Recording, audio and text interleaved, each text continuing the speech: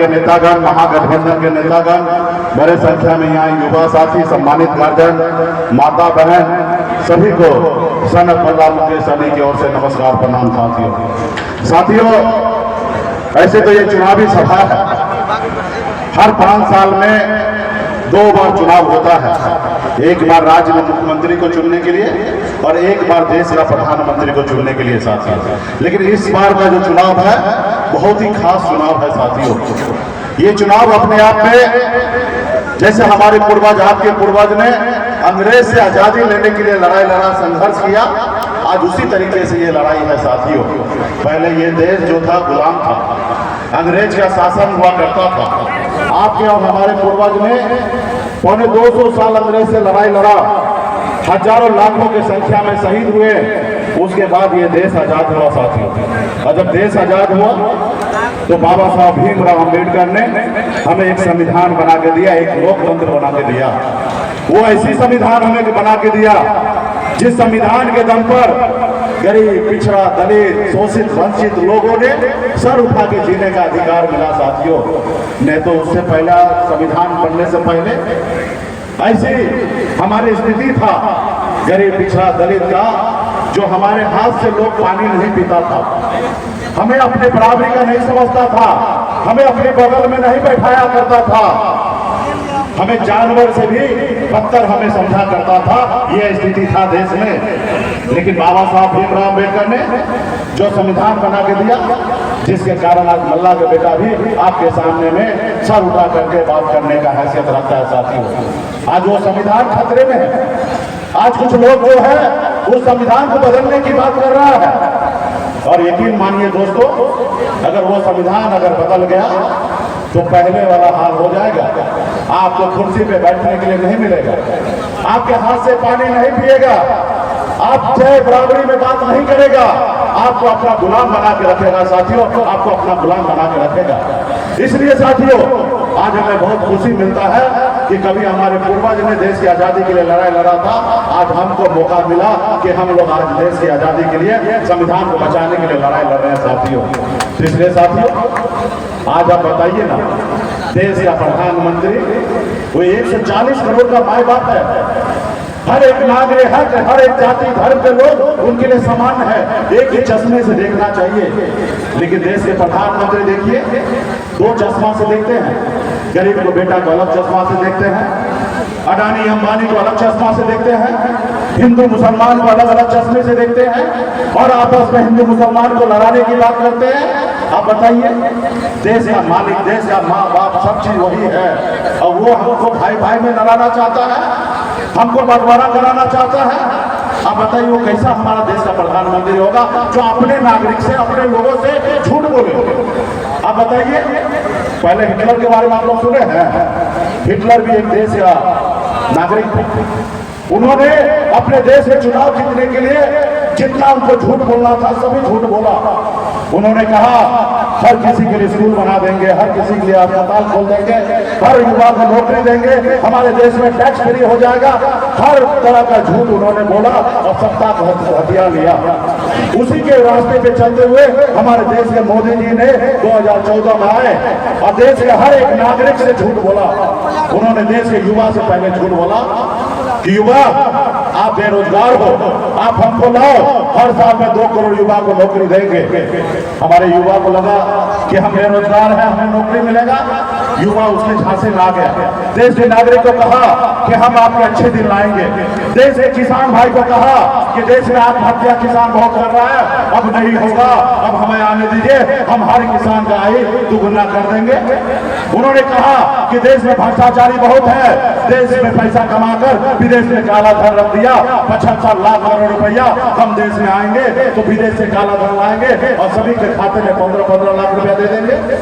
आपको लगा कि मोदी जी आएंगे और हमको घर बैठे बैठे 15 लाख रुपया मिल जाएगा, हर युवा को नौकरी मिल जाएगा। उन्होंने कहा हर गरीब का पक्का का घर बना देंगे। आप लोगों ने उसके झांसे में आया और उनको प्रधानमंत्री बना दिए। और मोदी जी हम कोई नया बात नहीं कर रहे हैं। मोदी जी आपने 10 साल पहले जो वादा किए हम उस वही बात कर रहे हैं कि क्या हुआ मोदी जी, हमारे देश के कितने लोगों को, कितने युवा को नौकरी दिए, आप मंच में से वो बताइए। आप बिहार में तो आते हैं और बिहार में लोगों को वोट समझते हैं। आप आइए ना, रिपोर्ट कार्ड लेके आइए, बताइए कि आपने 10 साल शासन किया देश में, आपने कितने युवा को नौकरी दिया, आप बताइए। आप 100% तो दूर की बात है, आपने 1% भी नौकरी नहीं दिया। अगर 1% भी नौकरी देते तो हमारे देश में 20 लाख युवा को नौकरी मिल जाता, लेकिन 20 लाख युवा को भी नौकरी नहीं मिला, सिर्फ 7 लाख युवा को नौकरी पिछले 10 सालों में मिला है। मोदी जी आप बताइए, क्या विदेश से काला धन लाए और किसके खाते में आपने डाला, कितना पैसा लाया आप बताइए। लेकिन आप वो नहीं बताइएगा, हिंदू मुसलमान की बात कीजिएगा, मुकेश सहनी क्या खाएंगे वो बात कीजिएगा। तो साथियों, क्या पक्का घर बना? नहीं बना। तो साथियों, जब आपका अपना प्रधानमंत्री आपसे झूठ बोले तो क्या करना चाहिए? जब आप जिस पर भरोसा करते वही आपसे झूठ बोले, वही आपसे गद्दारी करे, तो क्या करना चाहिए? हमारे पूर्वज बाबा साहब भीमराव अम्बेडकर ने बहुत सोच समझ के संविधान बनाया। अगर सरकारी नौकरी में जाना है तो 60 साल के लिए नौकरी मिलेगा, लेकिन नेता के लिए सिर्फ 5 साल रखा है। क्यों? क्योंकि नेता 5 साल में जो वादा करे वो पूरा करे। अगर वो नेता पूरा नहीं करेगा तो जनता मालिक है, और जनता के पास जो उंगली में ताकत है उस उंगली का बटन दबाकर उस नेता को बदलने का पावर उस नेता जनता के पास दिया गया। साथियों, आज देश में जनता मालिक है, नेता मालिक नहीं है। इसलिए साथियों, आप मालिक है, ये देश आपका है, ये किसी का प्रॉपर्टी नहीं है। देश का मालिक आप लोग हैं साथियों, आप लोग हैं। आप निर्णय लीजिए, क्या मोदी जी 2 करोड़ युवा को नौकरी दिया? भाई क्या बताइए, क्या नौकरी दिया? नहीं दिया तो क्या करना चाहिए? मोदी जी को बदल देना चाहिए। आज विपक्ष को वो मानते हैं कि दुश्मन है। मोदी जी, हम आपके दुश्मन नहीं हैं, हम गरीब मछुआरा मल्ला का बेटा है। आज हमारे परिवार के लोग भूखे मर रहा है, हमारे परिवार के लोग इलाज के अभाव में मर रहा है, हमारे लोग बेरोजगार घूम रहा है, उसका शादी नहीं हो रहा है। हम इसके लिए बात करते हैं, हम आपका दुश्मन नहीं है, हम विपक्ष में हैं। हम आपको आईना दिखा रहे हैं कि मोदी जी जो आपने वादा किया आप पूरा नहीं किए हैं। आज वो हमको दुश्मन मानता है। देश में जितने भी मुख्यमंत्री हैं, आप जो उनसे विरोध में खड़ा होते हैं उनको उठा के जेल में डाल देता है। आप बताइए, अगर आपकी लड़ाई हम नहीं लड़ेंगे तो कौन लड़ेगा?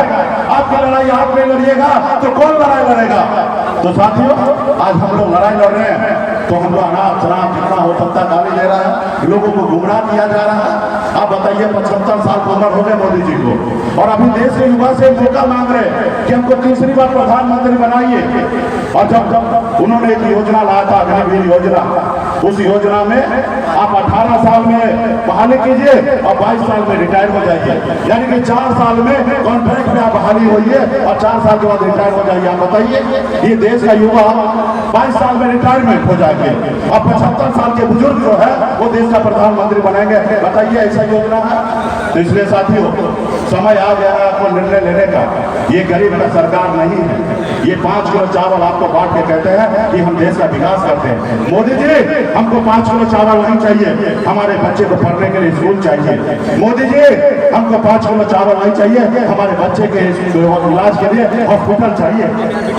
हमें मोदी जी 5 किलो चावल नहीं चाहिए, हमारे भाई को, हमारे बेटा को नौकरी चाहिए। मोदी जी, हमें चावल नहीं चाहिए, हमारे बच्चे को नौकरी मिल जाएगा, वो दूसरे 10 आदमी को खाना खिलाएगा, वो किसी से मांगेगा नहीं। और ये मोदी जी, ये 5 किलो चावल जो आपके कार्यकर्ता कहते हैं भाजपा वाले कि मोदी जी चावल दे रहे हैं, बताइए ना, आपका अपना खजाना से दे रहे हैं?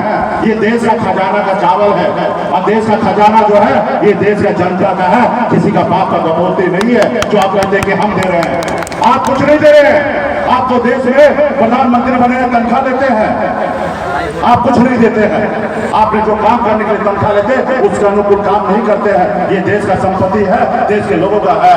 इसलिए साथियों, आपको समझना पड़ेगा कि क्या लड़ाई लड़ना है। ये अडानी अंबानी की सरकार है, ये आपका नहीं है। आपने देखा है कभी उनका घोटाला पकड़ा गया, 16,000 करोड़ रुपया उन्होंने बॉन्ड के जरिए उठा लिया। उन्होंने धंधा दो और चंदा लो का नियम पे बनाया, जिन लोगों को चंदा लो, जो चंदा नहीं दे रहा उसको ईडी सीबीआई का नोटिस भेज दो, उठा के जेल में डाल दो ताकि वो चंदा दे। गांव में देखते होंगे जो गुंडागर्दी करता है किसी का जमीन कब्जा कर लेता है, किसी का घर कब्जा कर लेता है, किसी का खेत कब्जा कर लेता है, देखते हैं ना। अब बाद में बोलता है कुछ पैसा दो तो हम छोड़ देंगे। वही काम मोदी जी कर रहे हैं कि भाई तुम हमको चंदा दोगे तो धंधा देंगे, तुम चंदा नहीं दोगे तो उठा के जेल बंद कर देंगे। 16,000 करोड़ रुपया उन्होंने चंदा उठा लिया। ये मोदी जी देश नहीं चला रहे, ये कंपनी चला रहे हैं। देश में हर जिला में देखिएगा वो आलीशान उनका ऑफिस बना दिया। अब बताइए, कांग्रेस पार्टी इतना पुराना पार्टी है, आप उनका ऑफिस देखे नहीं देखे? इसलिए साथियों, ये गरीब पिछड़ा का नहीं है। आज मुझे देखिए, जानिए, लोग कहते हैं अपने दिल से जानो पराया दिल कहा। मैं गरीब एक मल्ला का बेटा हूँ, अति पिछड़ा समाज से आता हूँ। हम इतना गरीब थे कि हमारे पिताजी मछली मारते थे। अगर एक रोज मछली ना मारे तो दूसरे रोज घर पे खाना ना बने। इतना गरीब परिवार में जन्म लिया। मैं 18 साल की उम्र में घर परिवार को छोड़कर बॉम्बे जैसे शहर चला गया। वहाँ मेहनत किया, मजदूरी किया। मात्र 900 रुपया महीने पे 30 रुपया रोज का मजदूरी करता था।